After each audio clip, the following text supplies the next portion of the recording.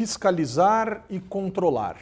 Verbos absolutamente essenciais ao universo da administração pública. Mas quem fiscaliza? Quem controla? Que órgãos são esses e como eles funcionam à luz da realidade municipal? Tribunal de Contas, auditoria, corregedoria, uma série de termos importantes à nossa realidade. Entender tudo isso é absolutamente essencial. Professor Marco Antônio Teixeira, é um universo simples para o cidadão ou existem algumas complexidades e como a gente pode entender esse mundo da fiscalização e do controle na realidade municipal? Bom, universo complexo até para o gestor, até para quem está na máquina pública, né? Porque nós estamos falando, Humberto, de um sistema de controle. E pegando a prefeitura como exemplo, nós podemos dividir esse sistema de controle de duas maneiras, né? Os órgãos de controle externo, que são aqueles que não fazem parte da estrutura da prefeitura ou da gestão municipal, né? E o órgão de controle interno, que é aquele que é criado pela própria prefeitura para poder monitorar o dia a dia das suas políticas públicas, né? Quando falamos de controle externo, nós temos aí uma quantidade razoável de órgãos que estão de olho, tá aberto, né, sobre o prefeito de qualquer cidade. Por exemplo, no caso de São Paulo, temos um Tribunal de Contas do município, algo raro no país, somente São Paulo e Rio de Janeiro tem um Tribunal de Contas próprio para a prefeitura. Temos, obviamente, que o Ministério Público, que é uma instituição cuja finalidade é proteger o patrimônio público, defender o interesse público e com poder de iniciativa para denunciar e para demandar o judiciário e demandar a investigação também.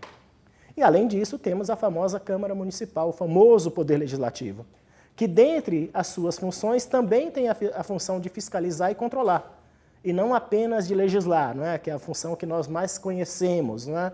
Aliás, se existe algo que o Poder Legislativo deve à sociedade, do ponto de vista de cumprimento de atribuição, sem dúvida alguma tem sido a função controle. A função controle só tem sido acionada no Poder Legislativo quando você tem grande comoção social e daí brotam CPIs, não é? Comissões Parlamentares de Inquérito, cuja função é investigar e concluir. Tá? Agora, o que tem, de certa forma, se desenvolvido de maneira interessante em gestões municipais, aí nós podemos tomar São Paulo como exemplo, são as controladorias gerais de município, não é? Que elas foram espelhadas a partir da experiência da CGU. Mas é um órgão interno. É um órgão interno, criado por decisão do chefe do executivo. E aí você pode me perguntar, o que diferencia a controladoria de uma auditoria? Porque muitas prefeituras não têm controladoria, têm auditoria ou tem simplesmente uma corregedoria, né? Os próprios nomes são autoexplicativos, né? A auditoria está ali para, no cotidiano, verificar a validade de documentos, verificar se as atividades estão correndo na sua normalidade, e a corregedoria é um órgão policialesco, né? Ele está ali para, a partir de alguma denúncia, não é? Investigar e tomar a devida providência. Uma controladoria engloba praticamente toda a atividade de controle no único órgão. Então ela tem a controladoria em si, cuja função é fazer análise de risco, harmonizar regras. Ela tem a auditoria também em si.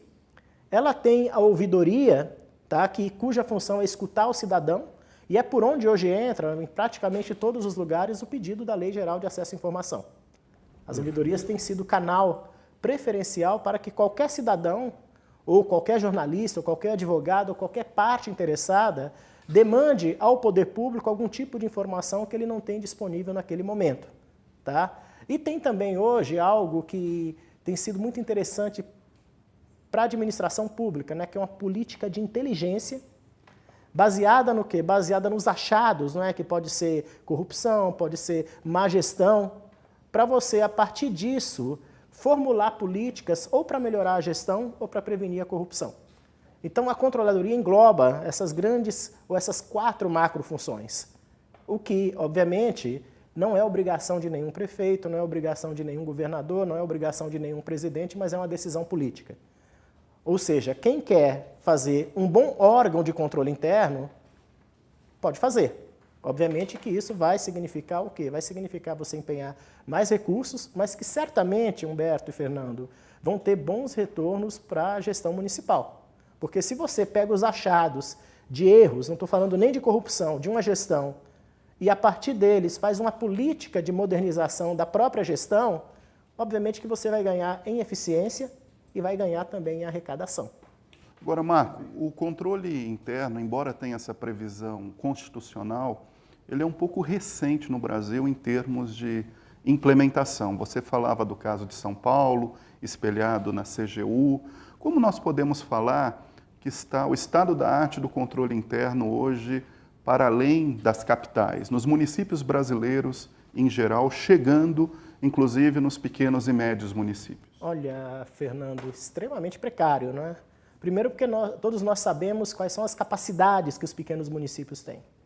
E boa parte deles sequer tem política de carreira para atrair a pessoa para ficar retida naquele lugar, porque ela vai ter algum grau de estabilidade, de previsibilidade para ali viver, não é? A maioria dos pequenos municípios, e não só pequenos municípios grandes, tem órgãos de controle interno baseado em gestão de papéis.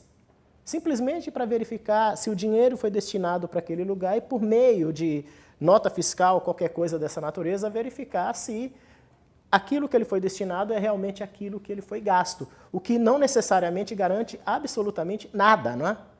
Todos os escândalos de corrupção que nós temos visto aí tem muito a ver com dinheiro que sai para uma finalidade e é gasto em outra. E aí se você pega a prestação de contas, está bonitinha, mas se você vai fazer uma auditoria em loco, é completamente diferente daquilo que o papel diria, não é? Se há uma área que precisa avançar muito, por isso que ela é decisão política, não é? É a área de controle interno. Posso te dar um exemplo aqui em São Paulo, que acho que foi muito interessante. Vocês devem se lembrar que um dos primeiros problemas que a Controladoria Geral do município em São Paulo identificou foi o chamado escândalo da máfia do ISS. Perfeito. Tá? Que funcionava da seguinte maneira: a construtora ia lá, pedia licença para construir o imóvel, o fiscal mal intencionado, tá, dimensionava o imóvel muito aquém daquilo que era o tamanho do imóvel e cobrava um ISS extremamente menor. E, obviamente, que aí negociava propina ou coisas dessa natureza, não é? Quando esse escândalo veio à tona, percebeu-se qual eram as falhas de gestão. E tomou-se decisão de implementar novos mecanismos de gestão para constranger e, obviamente, minimizar o problema. Qual foi o efeito imediato? A arrecadação de ISS subiu 70%. Esse é um dado interessante. Você combate evasão de recurso, combate corrupção também, melhorando a gestão. Tá? E aí o controle interno tem um papel interessante a cumprir, como tem, Humberto, por exemplo, a ouvidoria. Perfeito. Se houvesse uma política de você pegar tudo que entra pela ouvidoria, avaliar isso e verificar o que tem de interessante para você repensar a gestão, você teria um instrumento importante para você pensar novas ferramentas, novas possibilidades de melhorar o atendimento para o cidadão, até de melhorar a eficiência da máquina pública. Agora, esse órgão municipal, como você bem observou, Marco, é uma decisão do prefeito, correto, portanto, uma decisão política. Como funciona no Brasil, em termos culturais, o agente executivo eleito pela sociedade, nesse caso o prefeito, constituir um órgão que vá, de uma certa maneira, fiscalizar e controlar as suas atividades? Quer dizer, que pode trazer problema para ele mesmo. Pois é, eu não estou colocando alguém abaixo de mim na organização da máquina pública para me dar ordem ou para dizer que eu não poderia estar fazendo alguma coisa. Como é que se dá essa relação? É algo curioso, porque um controlador, quer seja na CGU, quer seja no Estado, quer seja no município, ele não pode estar na mesma posição hierárquica que os outros secretários. Ele tem que estar numa posição onde, inclusive, a atividade que ele desempenha deva satisfação muito mais ao prefeito de maneira a posteriori do que a priori. Porque muitas vezes ele pode estar se deparando com situações que atingem o próprio gabinete do prefeito. Então é uma decisão que você tem que ter um espírito republicano muito grande. Tá? Vamos pegar a CGU e vamos pegar a CGM. Ou seja, quantos casos que a CGU e a CGM pegaram que não atingiram a própria máquina municipal e o próprio prefeito. Lembro aqui em São Paulo que o primeiro secretário que o Haddad perdeu foi o Antônio Donato. Por conta de um envolvimento... Por conta de um suposto envolvimento com o escândalo da máfia do ISS. E quem era o Antônio Donato? Era o seu secretário de articulação política, né? A famosa Casa Civil, e que inclusive bancou a criação da CGM na Câmara Municipal. E se nós formos para a CGU, durante os vários governos, muitos dos achados da CGU derrubaram ministros. Então é uma decisão que tem que ter um caráter republicano e de compromisso muito forte. Agora, o órgão tem que estar fortalecido e o órgão tem que ter uma posição institucional que permita a ele desempenhar as funções dessa natureza, senão ele tende a se tornar um órgão de auxílio apenas. Por isso a crítica ao governo federal de ter colocado a Controladoria Geral da União num status de ministério ou abaixo daquilo que tinha anteriormente? Sim, desse atual governo? Sim, e talvez ao municipal também, que rebaixou a CGM à condição de um órgão dentro da Secretaria de Negócios Jurídicos, o que faz com que o controlador, para tomar qualquer decisão, tenha que perguntar primeiro ao secretário. E, obviamente, o secretário tem que se reportar ao prefeito. Então, quando você reduz o grau de autonomia, você reduz também a capacidade de trabalho. Agora, é muito importante frisar, não é? A função desses órgãos é melhorar a gestão. Não tem uma função policialesca, não tem uma função de corregedor. Não é a inquisição. Não é inquisitório. Agora, nós vivemos um caos tão grande do ponto de vista de problemas na administração pública que normalmente eles são percebidos como órgão de polícia. Mas a finalidade dele é colaborar com a gestão. E o controle interno tem uma capacidade enorme para isso. Por quê? Porque como órgão de monitoramento, ele está ali no dia a dia da política pública. E se ele pega o problema no decorrer da política pública, ele tem capacidade de poder promover o ajuste desse problema, o que é diferente de uma fiscalização a posteriori. Porque quando você pega o problema, a política pública ela já se encerrou, a obra já se encerrou. Você não consegue reverter. E aí o prejuízo para a administração pública é muito grande. Eu acho que essa é a grande questão. Tanto o gestor quanto os controladores perceberem que esses órgãos são órgãos que estão a serviço da gestão.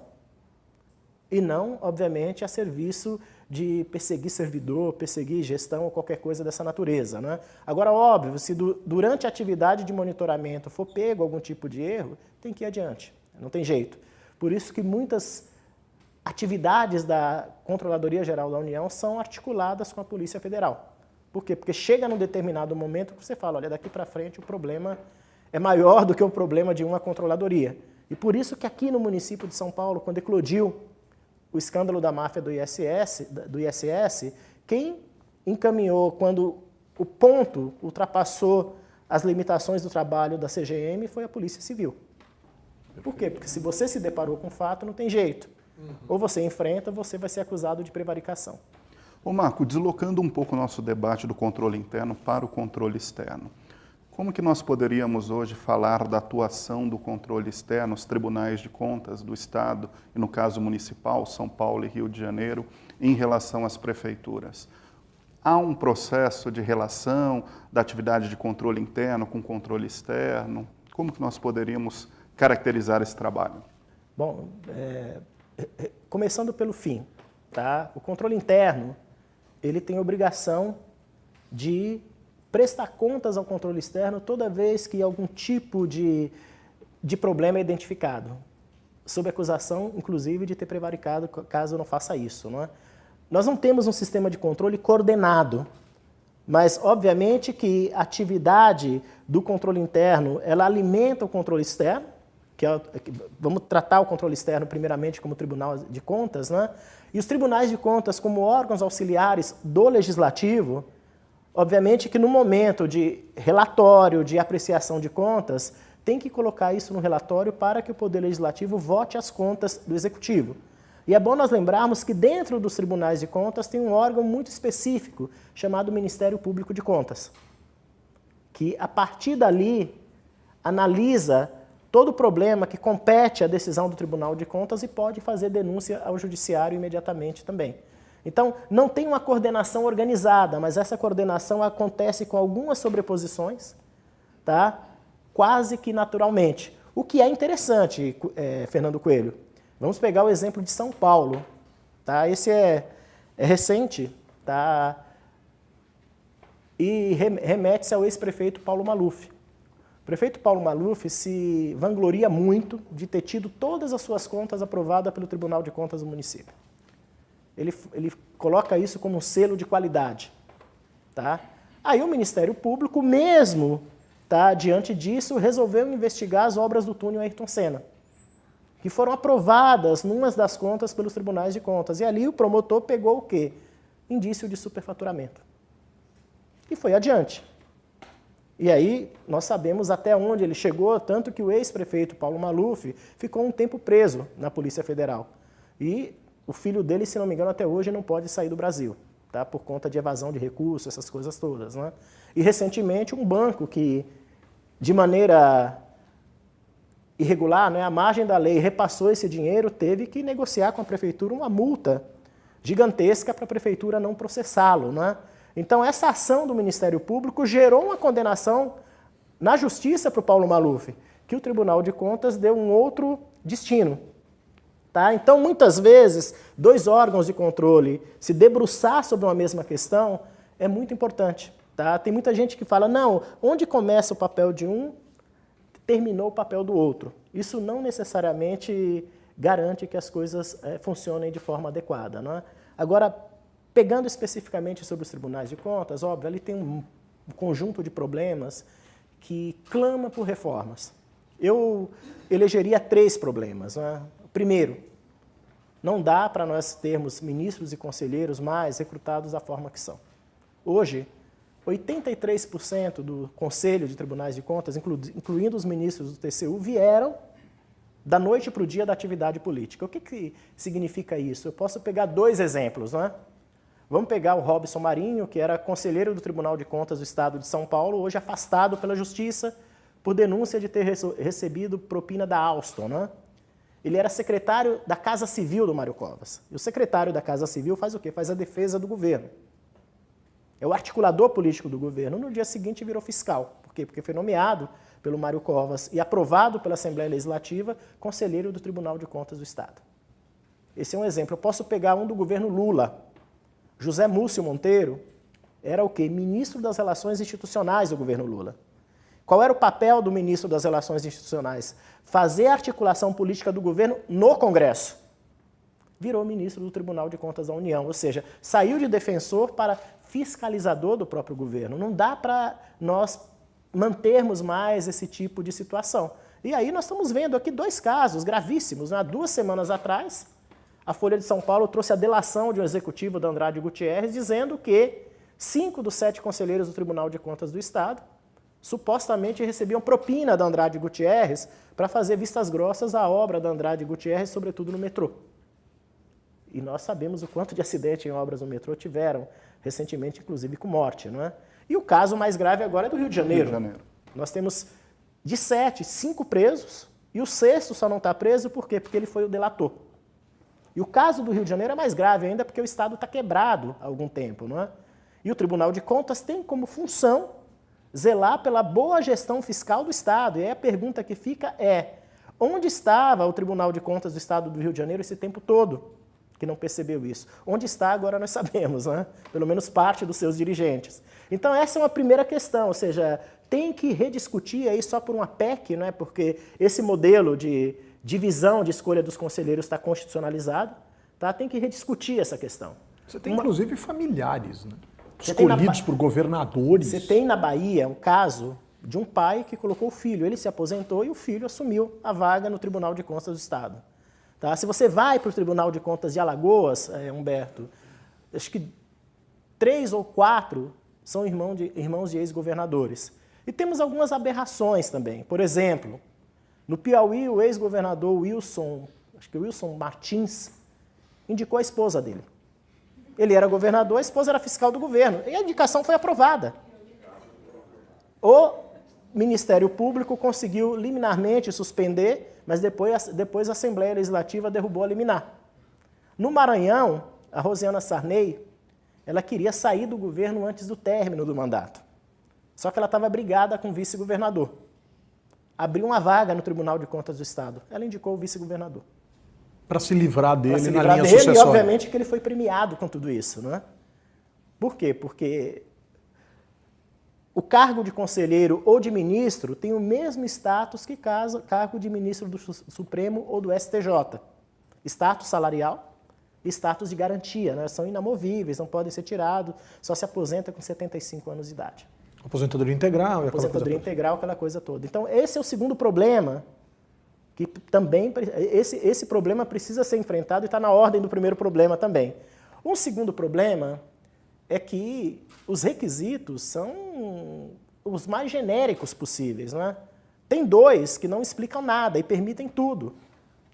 O cara tem que ter reputação ilibada. Se alguém conseguir me dizer o que é reputação ilibada, vai ter que conseguir explicar também, porque quase 30% dos membros dos tribunais de contas respondem processo na justiça e muitos estão condenados, porque teriam que estar afastados já. Tem um caso que é uma aberração, que foi no estado do Alagoas. O cara matou a esposa, crime passional, foi condenado a 7 anos de prisão, cumpriu 7 anos nas dependências do Corpo de Bombeiro, porque ele tinha curso superior, mas não foi afastado do Tribunal de Contas. Trabalhava de dia no Tribunal de Contas, julgando as contas do Estado e dos municípios, e dormia à noite nas dependências do Corpo de Bombeiro. Tá? Então, reputação ilibada. E a outra é notórios conhecimentos de administração pública, o que também não diz muita coisa. Eu me lembro do atual ministro da Indústria e Comércio do governo Temer, né? Que perguntado para ele qual era o vínculo que ele tinha com a indústria, porque ele era líder de uma igreja, de um segmento religioso, ele falou, não, já tive na indústria, assim, quando menino eu fui contador de uma empresa. Tá? Isso não explica nada. Então, o critério, junto com a forma de recrutamento, são 2 problemas enormes. E o terceiro é que este é o único órgão de Estado que não tem nenhum tipo de controle externo sobre ele. Quem controla o controle? Quem controla o controlador? Ninguém controla o controlador. Tá? O que faz com que muitos desses casos que eu te relatei, que repercutiu na imprensa essa semana, mas que foi objeto de uma pesquisa da Transparência Brasil há 2 anos, que está na internet para quem quiser baixar, cujo título é Quem são os conselheiros dos tribunais de contas, tá? Não tenha nenhuma instituição que se depare sobre ele para poder agilizar algum tipo de punição. Não tem o CNJ, por exemplo. Todos nós podemos ter críticas ao CNJ, mas nenhum de nós aqui vai dizer que o judiciário é o mesmo depois do CNJ. Aliás, nós só conseguimos ouvir que desembargador foi preso, foi afastado, mesmo que com os vencimentos, não é? Depois que o CNJ começou a se ocupar desses cargos. Assim como nós só conseguimos ouvir que o judiciário começou a se preocupar com gestão, com metas, depois que o CNJ chegou. Talvez seja muito importante criar um Conselho Nacional do Tribunal de Contas, que, aliás, tem um projeto que está na Câmara dos Deputados em condição de pauta há pelo menos 8 anos. E curioso, o autor do projeto hoje é ministro do TCU. Ah, ele vai adorar se criar. O ex-senador Vital do Rego. Tá? Então, esse é o problema dos tribunais de contas. É um órgão que poucos percebiam, mas de uma importância capital para o bom funcionamento da administração pública. Não é? E aí, Coelho, o resultado, olhando para São Paulo, já foi pior. Mas quando você olha para o Conselho do Tribunal de Contas do município e vê que dos 5 conselheiros, 4 são ex-vereadores e um é ex-secretário de prefeito, você fala alguma coisa está errada aqui. Podemos até dizer que eles não têm feito nada de errado, mas não faz muito sentido. Eu não sou daqueles que acham que tudo tem que ser ocupado por técnicos, né, por burocratas de carreira. Mas quando você tem um corpo essencialmente recrutado no mundo da disputa política, o resultado pode não ser muito bom. Tá? Isso para os nossos 2 tribunais. Ô Marco, o controle, tradicionalmente, ele é um controle procedimental, de averiguação das normas, das regras, né? Mas dentro do debate da gestão pública contemporânea, há também agora a questão do controle de resultados. Né? Como que isso está presente hoje nas atividades de fiscalização? A gente está avançando na fiscalização também para uma avaliação de políticas públicas? Sim, tem avançado, Coelho, mas a passos ainda muito lentos. E porque poucos tribunais de contas implementaram auditorias operacionais, que buscam o quê? Avaliar o desempenho da política pública. E poucos fizeram isso por quê? Porque a força de trabalho dos tribunais de contas ainda está calcada no velho controle procedimental. Então, a maioria dos auditores ou são contadores, ou são economistas, e alguns administradores e engenheiros. Para avaliar a política pública, você precisa de um corpo mais multidisciplinar. O TCU tem conseguido fazer isso porque organiza painéis de referências. chama especialistas para discutir a montagem desse tipo de auditoria. Agora, no âmbito subnacional, poucas experiências são registradas. Pernambuco tem uma experiência interessante, Santa Catarina tem desenvolvido uma experiência interessante. Até onde eu sei, em São Paulo, isso está ainda numa fase bastante inicial. Até porque nem na administração pública como um todo, a cultura de você ter meta, monitorar para controlar resultado, ela está inteiramente disseminada. Agora, obviamente, que disseminar essa cultura nos órgãos de controle seria muito importante. Mas já está em curso e é prevista na Constituição desde a década de 90, não é? Tá, então, aí depende muito de como os tribunais de contas querem construir isso. Alguns tomaram como decisão, outros não. E aí, só um instante, Humberto, tem a ver também com a inexistência de um conselho. Uma das funções do conselho seria padronizar, seria harmonizar a atuação nacionalmente. Hoje, cada tribunal de contas tem seu próprio regimento. Se você fizer uma pesquisa de regimento, tem diferenças estúpidas, não é? Tá? E isso impede com que você tenha uma ação conjunta, do ponto de vista de pensar o mesmo problema e pensar soluções que são mais, digamos assim, racionais do ponto de vista da resolução. Então, para muitos, o que pode, para outros lugares não pode.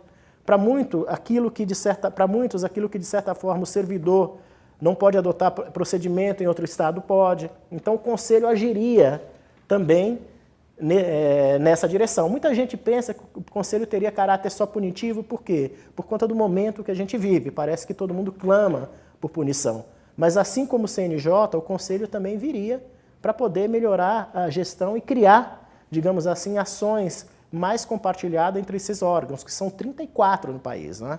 Só para nós percebermos o quanto são diferentes, tem estados que têm 2 tribunais. Pega Goiás, por exemplo, tem um tribunal de contas que é só para as contas do estado e outro que é para as contas de todos os municípios. Você pega Minas, que é o maior estado do país. Do ponto de vista da quantidade de municípios, tem um único tribunal de contas para município e estado. Como é que a gente pode entender o cotidiano desses tribunais no que diz respeito justamente a esse controle? Quer dizer, em que instante algum tipo de luz se acende dentro do Tribunal de Contas no que diz respeito ao município? Então, existem lá os técnicos, os fiscais, os agentes dos tribunais, olhando para as contas dos municípios e, de repente, acende uma luz amarela, ele elabora um relatório e manda para o plenário do Conselho, e o plenário do Conselho vota isso? Como é que funciona esse modelo de operação em relação, por exemplo, ao município? Olhando para São Paulo, Humberto, o Tribunal de Contas ele é descentralizado em São Paulo. Ele está por polo regional, não é? E ali, obviamente, que se localizam os auditores cuja função é controlar as contas de cada município daquela região. Não te garanto que todos fazem auditoria em loco, eu até duvido que façam auditoria em loco. Creio que a maior parte das auditorias são documentais mesmo.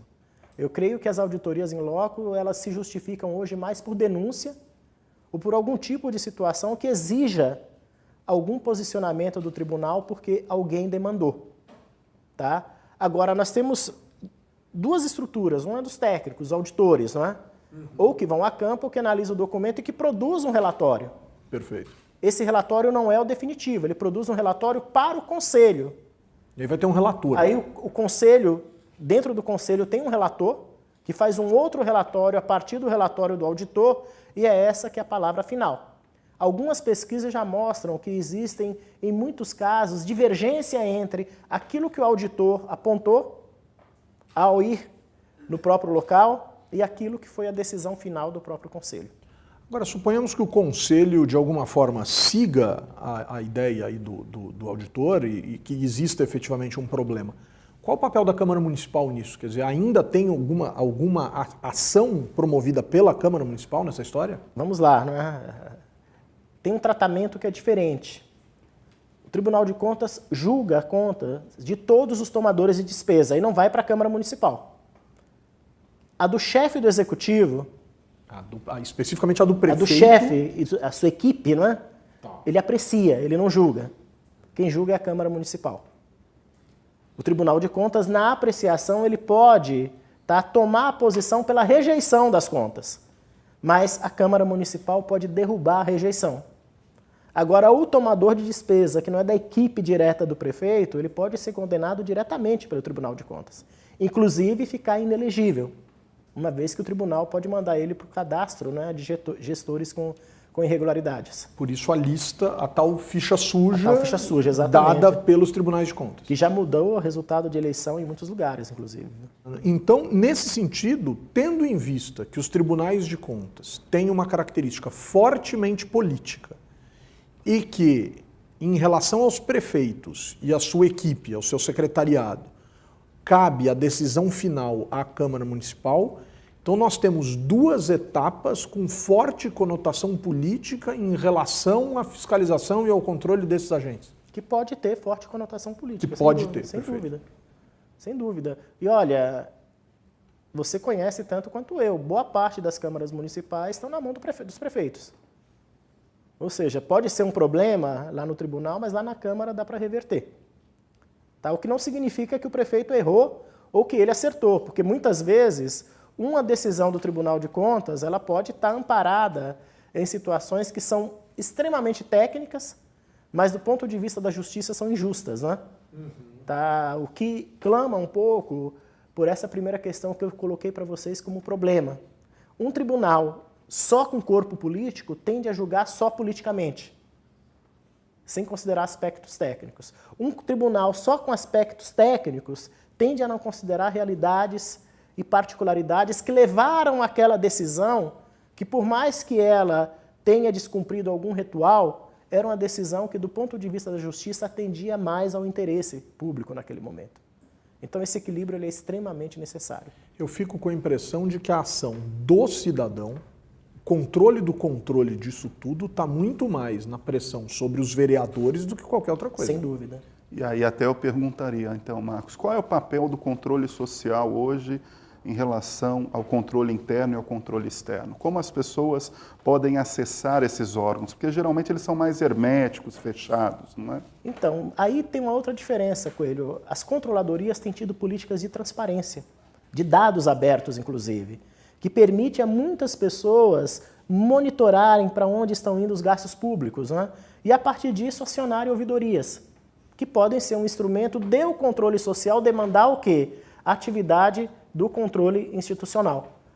Só uma questão para a gente lembrar, é muito rápida. Vocês se lembram do escândalo dos cartões corporativos, né? Aquilo foi o quê? Foi produto da transparência. O governo resolveu dar transparência aos gastos dele, sobretudo nesse quesito. E como que veio esse escândalo? Um jornalista falou, olha, deixa eu ver se esse troço funciona. Pegou o nome de todos os ministros, vamos ver no que os ministros estão gastando o cartão corporativo. Aí o controle social foi acionado. Porque é bom nós lembrarmos, né? O controle social somos todos nós que não fazemos parte do governo, inclusive a imprensa. Ou seja, é possível fazer esse controle social, mas a gente precisa, obviamente, de informações para isso e capacitação, obviamente, também, enfim. Dentro do conceito de transparência, né? Compreender a informação e tomar decisão a partir dela. E, obviamente, que um controle institucional responsivo, né? Fiscalização e controle na realidade municipal. Complexo, complicado, difícil de compreender, por vezes aparentemente ainda hermeticamente fechado ou pelo menos distante da realidade das pessoas? Pode até ser, mas pelo que compreendemos aqui, estamos caminhando, nos equipando e nos habilitando a melhorar esta função absolutamente essencial à realidade dos municípios. Professor Marco Antônio Teixeira, muito obrigado por sua conversa aqui conosco. Eu que agradeço. Prazer.